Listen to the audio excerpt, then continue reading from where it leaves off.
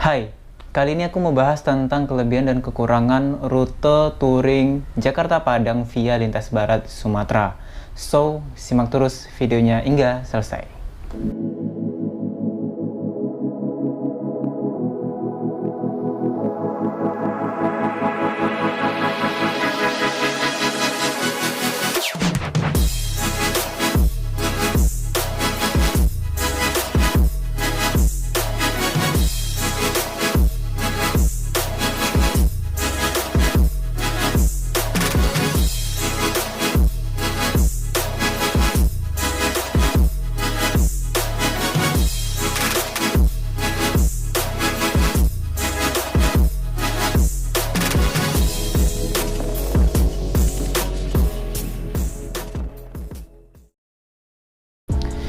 Yap, kita langsung saja cek rutenya di Google Maps ya.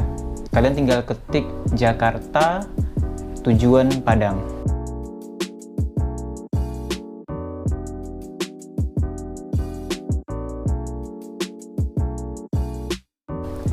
Nah, di sini kalian bisa lihat rute yang diberikan Google Maps itu hanya lintas timur saja.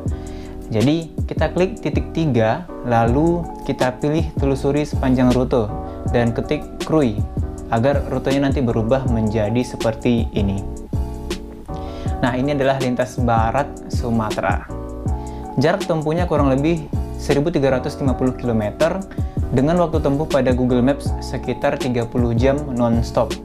Tapi karena kita naik motor, maka waktu tempuhnya sekitar 3 hari dengan catatan berangkat lebih pagi atau agak malam supaya bisa sampai di Bakauheni pagi hari. Beberapa daerah atau kota yang akan dilalui pada rute ini adalah dimulai dari Jakarta, Tangerang, Serang, Merak, tapi juga bisa lewat jalur di atasnya ya, yaitu melewati jalan pedesaan dengan view sawah yang cukup hijau. Tapi kalau mau lewat jalur ini, lebih baik ketika berangkat pagi. Kalau berangkatnya malam, lebih baik lewat jalan besar aja. Selanjutnya masuk ke Pulau Sumatera, melewati beberapa daerah seperti Bakauheni, Bandar Lampung, Pesawaran, Pringsewu, Kota Agung, Taman Nasional Bukit Barisan Selatan, hingga ke Krui, Kabupaten Pesisir Barat. Selanjutnya masuk ke Provinsi Bengkulu, melewati beberapa daerah seperti Kabupaten Kaur, Kota Bengkulu, Kabupaten Mukomuko, hingga masuk ke Sumatera Barat, yaitu melewati pesisir selatan, dan terakhir adalah Kota Padang.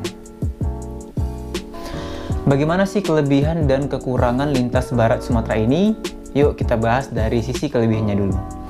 Yang pertama, lintas barat Sumatera merupakan salah satu jalur terbaik dan terindah dibandingkan lintas lainnya. Selama melewati rute ini akan sering melihat pemandangan keren yang bikin mata segar dan jalan yang bikin ngegas terus. Ada banyak tempat menarik di lintas barat ini yang mungkin bisa dikunjungi atau dilewatin. Tapi hanya beberapa saja yang sempat aku lewati pada waktu itu.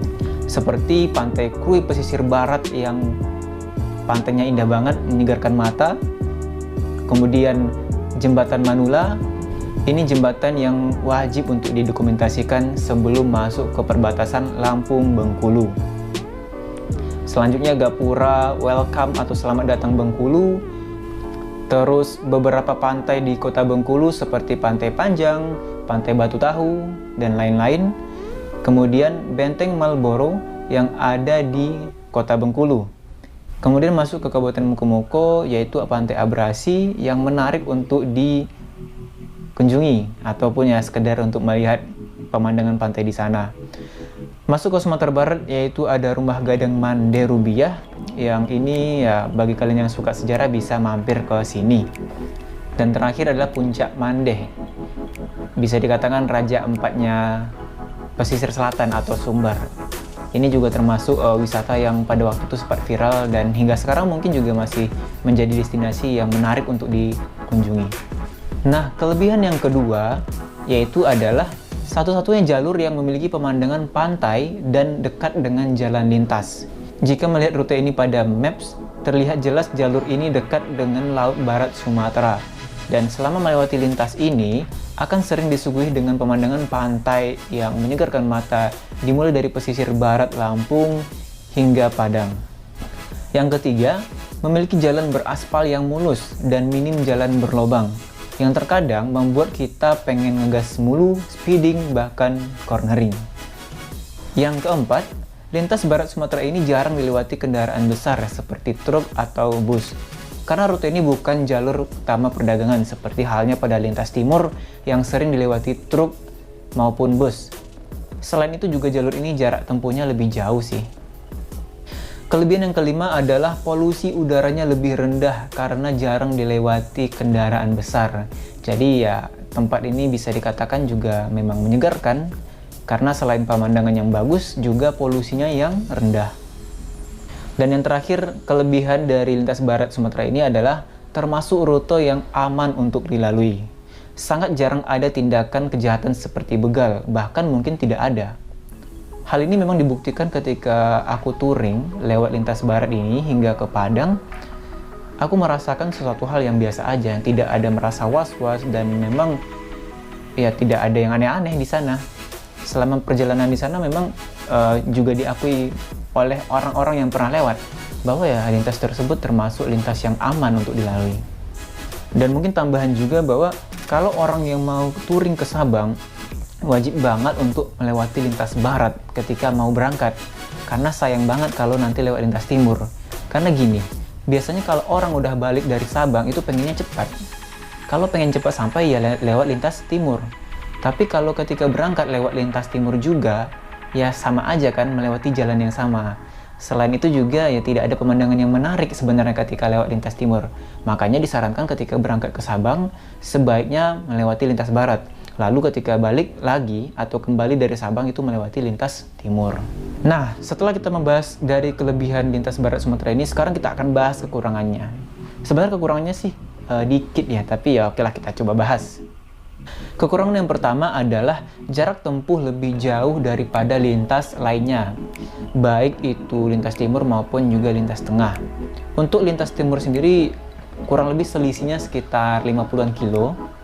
Kalau lintas tengah itu sekitar 10 km. Jadi lintas barat ini termasuk yang secara jarak tempuh lebih jauh sih gitu. Nah yang kedua, jalurnya sepi karena tidak banyak kendaraan yang lewat lintas ini. Terkadang kalau touring sendiri dan melewati jalur yang sepi bisa bikin khawatir juga ya kan. Makanya ya kalau rombongan sih mungkin merasa aman aja, tapi kalau sendiri mungkin ada rasa was-was karena dibandingkan lintas timur termasuk yang cukup ramai dibandingkan tengah maupun barat gitu. Selanjutnya, kekurangan yang ketiga itu adalah jarak antar SPBU cukup jauh. Sehingga disarankan ketika ketemu pom bensin langsung diisi full aja. Khususnya yang kapasitas tangkinya kecil. Terus yang keempat, akses penginapan lebih sedikit dibandingkan lintas timur yang notabene melewati beberapa kota besar. Dan yang terakhir, lebih sering melewati kota-kota kecil karena lintas barat ini hanya melewati satu kota besar aja, yaitu kota Bengkulu. Selebihnya adalah daerah-daerah ya kota kecil maupun juga kampung-kampung. Jadi, begitulah kelebihan dan kekurangan rute Jakarta Padang via lintas barat Sumatera berdasarkan versiku. Gimana nih? Ada yang tertarik nggak lewat lintas ini? Bagi yang ingin menambahkan ataupun menyanggah isi dari video ini, bisa langsung berikan komentarnya di bawah ini ya. Kalau ada yang ingin bertanya atau request video, bisa langsung komen juga di bawah ini ya. Oke, terima kasih sudah menonton video ini sampai selesai. Jika kalian suka video ini, jangan lupa like, komen, dan subscribe. Dan juga share ya. Oke, jadi kurang lebih seperti itu, and see you in the next video.